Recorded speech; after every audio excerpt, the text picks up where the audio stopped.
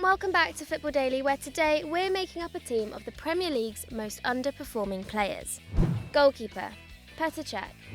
When Petr Cech joined Arsenal back in 2015, the only signing they made that summer, former teammate John Terry claimed the keeper would save the Gunners 12 or 15 points a season. That was optimistic back then, and now Cech is 35, he seems to be in full decline.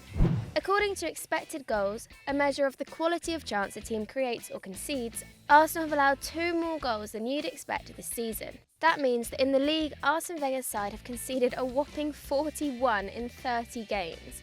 One more than Brighton and only one fewer than struggling Swansea. Meanwhile, Cech himself is saving just under 62% of the shots on target he faces. That's the worst in the Prem, with the league average at 68%. He may have reached 200 clean sheets in the division, saving his first penalty in 16 attempts for Arsenal against Watford in March, but Cech now gets a shutout just once every 3 games. Down from once every 2 games in his first year at the Emirates. And that's not just due to Arsenal's leaky defence. After consistently making between 2 and 3 saves per goal conceded up to 2017, Cech is now down to 1.5. It looks like time is up for one of the Premier League greats. Defender, Winston Reid.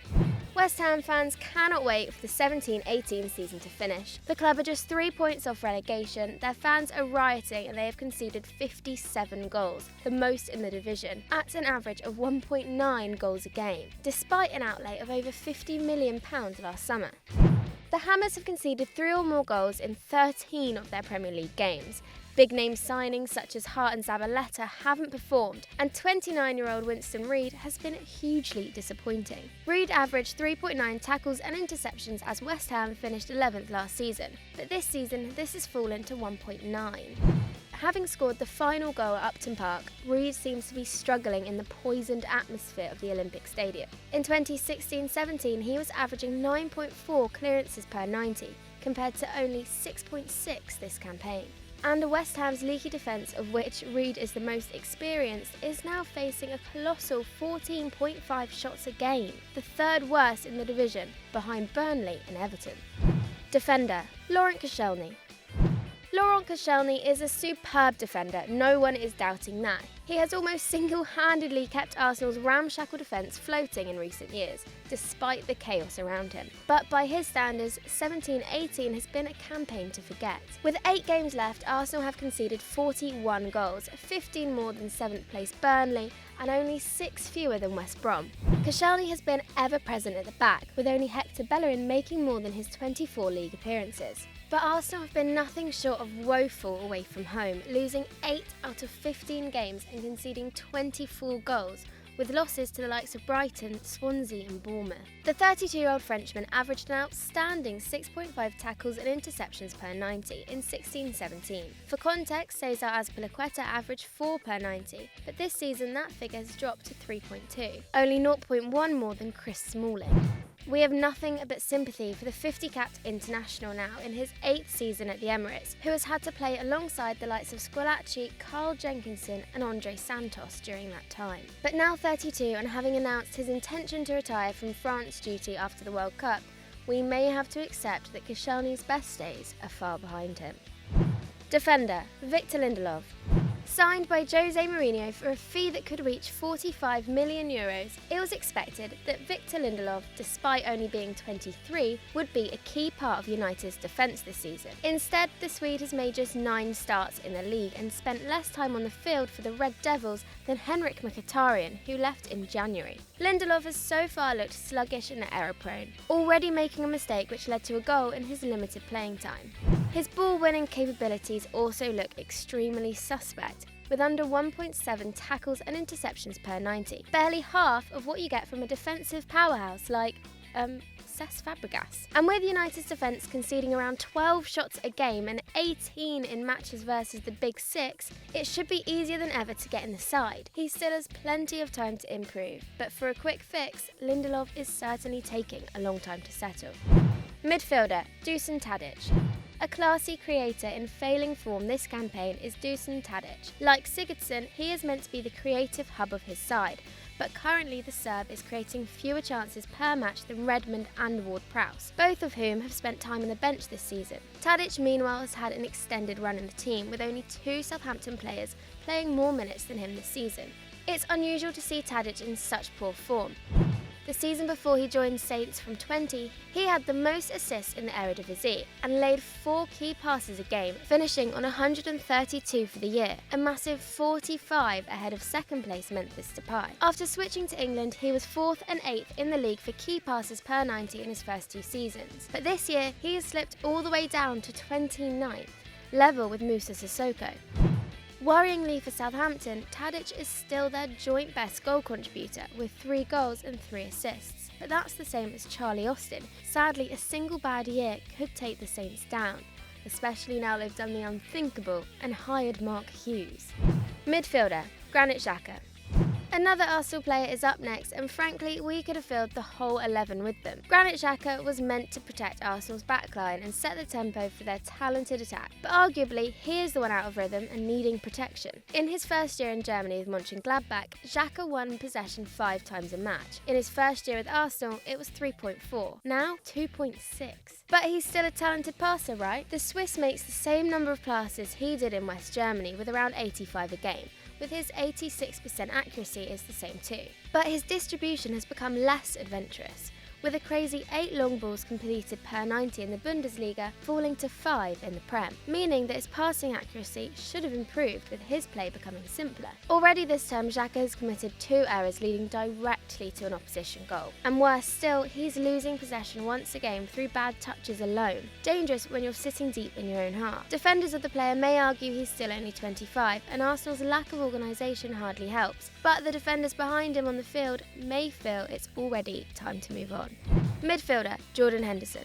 Much like Xhaka, Jordan Henderson is in Liverpool's team to do 2 things: distribute and defend. Who has made the same number of appearances for the Reds as Azpilicueta has for Chelsea, is making fewer passes this season than ever before and creating fewer chances. Hardly what Liverpool need, with Coutinho buying an £142 million one-way ticket to Spain. The defensive output is way down. In 16-17, Henderson quietly had an excellent campaign as a ball winner, ranking 4th in the Prem for tackles completed per 90. In total, he gained possession nearly 5 times a game. That's since dwindled by half, with the ex-Sunderland star making 2.5 tackles and interceptions each match, barely more than Roberto Firmino. With this trend, it's a good thing support in the form of Naby Keita is arriving on Merseyside. However, it looks possible that Klopp wants to replace Henderson too, with rumours linking the Reds to Jorginho and Max Meyer in recent months. The club captain may have under 10 games left to save his Anfield career. Midfield, Alexis Sanchez. It's admittedly early days for Alexis at United, but the signs are not encouraging. The Chilean has scored just 1 goal in his 530 league minutes for the Old Trafford outfit, compared to 7 goals and 3 assists in 1,500 minutes for the dysfunctional Arsenal, and the 1 goal and 4 assists racked up by Henrik Mkhitaryan in his short time with the Gunners, a goal involvement every 87 minutes. Sanchez looks like a totally different player in the Northwest, and not in a good way, as Mourinho seems to be using him in a much deeper role than Wenger did. Sanchez's dribbles completed per 90 have risen from 2.4 to 4.4, but his end product is way down. 3 key passes a match at the Emirates has dwindled to 1.5, and 4 shots a game down to 2. In fact, Sanchez got as many shots from inside the box alone in London as he does in total in Manchester. And the desire to impress his new coach and new fans has come at a cost. In his last months with Arsenal, supporters complained that Alexis gave the ball away, and with good reason too, as he lost it every 30 minutes. At United, he loses it every 23. Given that he was meant to be a ready-made world-class addition, it's hard not to see the return so far a little disappointing. Midfielder, Gylfi Sigurdsson. We don't want to be smug, but we did call this one in the summer. Gylfi Sigurdsson was an extremely pricey gamble made by Everton, and so far, the Icelandic international hasn't paid off. At the centre of everything, Swansea did well last season. Sigurdsson contributed 22 goals and assists in 38 league appearances for the Welsh side, having a hand in around 0.6 goals a game. This year, that mark has plummeted to 0.3 a game, despite the former Tottenham flop beating Rooney for the number 10 spot. Sigurdsson's key passes have fallen from 2 to 1.4, and where he previously took over 3 shots a game, the sort of number you'd expect from a decent striker, he now takes 3 shots every 2 matches, a worrying drop for the 28-year-old. The one saving grace is that he's become more active on the defensive side of the ball, adapting well to Allardyce's safety-first ethos. But that's not why you pay £45 million for Gylfi Sigurdsson. Always a consistent scorer before this season, Christian Benteke is having a nightmare 12 months at Selhurst Park. The big Belgian has bagged just 2 in the league in 2017-18, the 5th best total at Crystal Palace, and the same as Patrick van Aanholt, who's played 500 minutes less than Benteke and is a left-back. According to expected goals, Benteke would have been projected to score around 9 open play goals this season, based on the location of his shots. That means he's got on the end of more good chances than Ali, Mane, Firmino and Hazard. Unsurprising when you consider he plays as a lone striker, with the team built to give him good opportunities. And the opportunities are good, with 3 of his 51 shots this campaign coming from outside the box. Not that that's helped him. Benteke has also slightly underperformed over the 2 seasons before this one, netting 24 against the expected total of 27. While he had a 14% conversion rate in the top flight in 2017, in 2018 it's a nightmarish 4%. The summer just can't come soon enough. Forward, Josh King. 26-year-old striker Josh King was arguably the Premier League's surprise package in 2016-17, with his 16 league goals helping Bournemouth to a 9th place finish, in just their 2nd campaign in the top flight. Out of the Premier League's out-and-out strikers, only Kane, Lukaku, Aguero, Costa and Ibrahimovic scored more.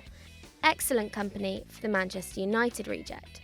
Last season, King scored 0.5 goals per 90. This season, that has dropped dramatically to 0.2. This is mainly down to King only attempting 1.7 shots per 90, lower than Granit Xhaka's 2, with his shot accuracy going from an impressive 60% to a mediocre 54. Despite the addition of Jermaine Defoe in the summer, King has still been Eddie Howe's go-to man, with no forward making more than his 25 league appearances. But the Norwegian seems to be suffering from a crisis in confidence, with only 4 goals and his successful take-ons going from 65% in 16-17, the same as Leroy Sané this campaign, to 50%, 13% lower than Swansea's Tammy Abraham. It wasn't long ago that people were touting a move to Spurs for King, but with Bournemouth only 6 points clear of relegation at the time of writing, he needs to be careful that his poor form doesn't mean the Cherries are playing in the Championship next season. Thank you for watching, and if you like that, why not click here for another great video? And don't forget to like and subscribe.